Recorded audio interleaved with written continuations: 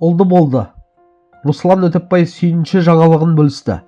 Танымал журналист Руслан Өтепбай желідегі парақшасында жеке өміріндегі қуанышты жаңалығын жария етті.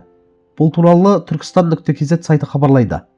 Ол бір жыл бұрын тұрмыс құрған қарындасы сәбилі болғанын жазды. Сүйінші ағайын, қарындасым мен күйеу балам ұлды болды. Ал мен көке атанып жатырмын. Естеріңізде болса, қарындасымды тура бір жыл бұрын дәл осы күні ұзатқанбыз.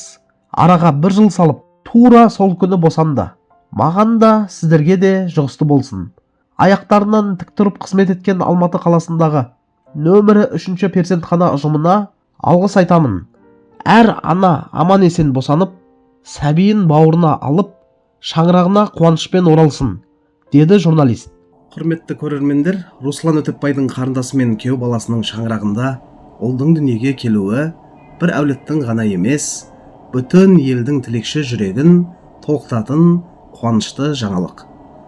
Тура бір жыл бұрын ұзатылған қарындасының дәл сол күні босануы тағдырдың тамаша сәйкестігі мен жаратқанның ерекше сыйы деп білеміз.